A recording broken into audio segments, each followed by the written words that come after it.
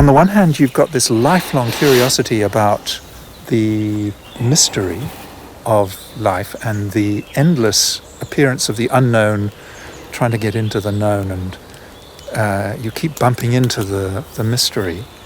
And then at the same time, you chose to be a doctor who you set up a surgery and you invited people in who were in pain, suffering. And that's a very particular demand in the here and now, that you, sitting behind your desk, do something. I'm just interested to hear you say a bit more about how those two dimensions have worked alongside each other for you. And also you talked about the tools you acquired for being a doctor, the medical tools, but then also the laser and the acupuncture and the nutrition. And I'm wondering what's in your toolbox for the inner. One of the teachers that came along my way was cannabis and LSD. I think I took LSD a few times, which helped to open up this whole inner space for me. Suddenly the recognition that there was such a thing as inner space. Most people don't even realize that there's inner space. But it became very clear to me that there was inner space. And that was the question I asked the doctor, With my eyes closed, there was one reality, and what I was pointing to then already was inner space. With my eyes closed, there was inner space. With my eyes open, there was outer space. These seemed like two separate realities. And then, of course, I started to do meditation. And the thing about meditation is that you're just sitting with awareness. You're using awareness, because that's what's there, and you're sitting there with awareness, and what comes up is that there's thought, and that there's thoughts running around all over the show. So that was, in a kind of way, the first step for inner space for me was the recognition, and that was through meditation. Because in meditation, you're sitting quietly, and you're watching. And you're watching, what can you see is thought. And so the recognition that there was all this thought, but that there was somebody sitting deeper than thought, watching thought. So slowly I began to do this journey, internal journey of the recognition that, and one of the questions that I kept asking is, how deep is the space? I mean, I could see thoughts, and I could see emotions coming up, and that emotions were driven by thought, and then there was space. And that was the beginning of my journey, in a way, that there was this internal journey and that it seemed to have depth to it.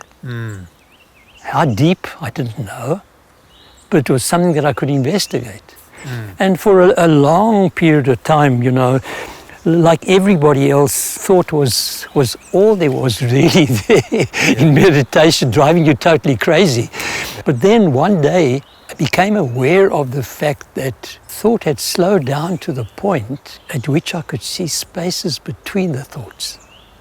That was a moment of really astonishment, because I suddenly realized that there was an opening somewhere. Between the thoughts, there was an opening. And suddenly I could go past thought. And thought suddenly slowed down to the point where it became almost, I don't want to say there was no thought, but there were spaces when there were no thought. Yes.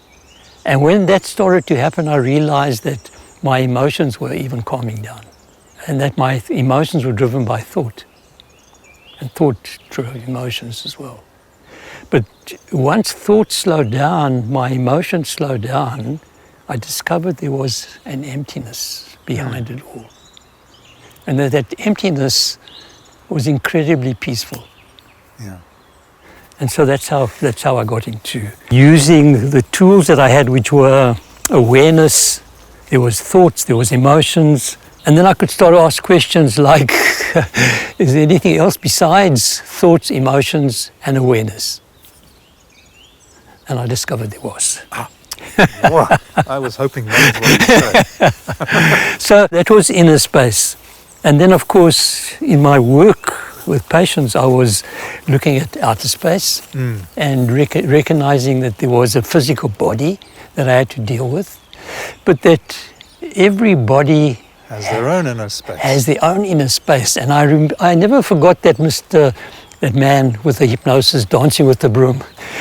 This question of, who are you? Yes. What is here inside you? Yeah, You know, every patient that walked into my room, there was always this great mystery walking in.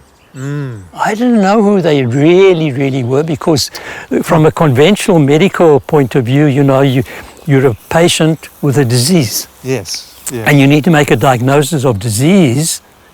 And for me, it wasn't like that at all, because I was less interested in the disease and more interested in the person. Yes. Because the unrevealed. Because from a number of reasons. First of all, I started to realize that it wasn't the disease that was important, it was that sitting behind the disease. The underlying dysfunctions that were there that were leading to the disease. So the disease is what I started to call an endpoint. It's the end of a whole lot of dysfunctions in the body. My outer investigations was the recognition, first of all, that the person walking in was a great mystery. That what they were saying something to me that their words weren't mouthing. So the same way as when I look around here, you know, for me it's like everything is somehow talking to me. The trees, the sky. It's not just trees. There's something there. There's some intelligence that's sitting there as well in the trees. Animals are the same, you know. So from the recognition that people can communicate with animals, the recognition is that the animals are more than what we think of them. Yes. But because you were a doctor, you gave yourself this regular daily feedback loop of, okay, so in comes this mystery. I have some tools, and they have some innate abilities to heal themselves, and I'm going to try this. And because they will come back in a few days or weeks or whatever, you get the feedback as to, oh, that actually worked, or that didn't work.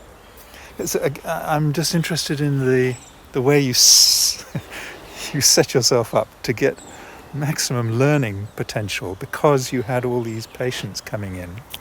And meanwhile, you were refining and expanding your engagement with the mystery, which in a way is a sort of science, isn't it? Because science is about finding knowing the unknown. and testing and knowing and testing. And that's what you were. You were it's a real the work scientist. Of a scientist. Yeah, I was a scientist. Yeah.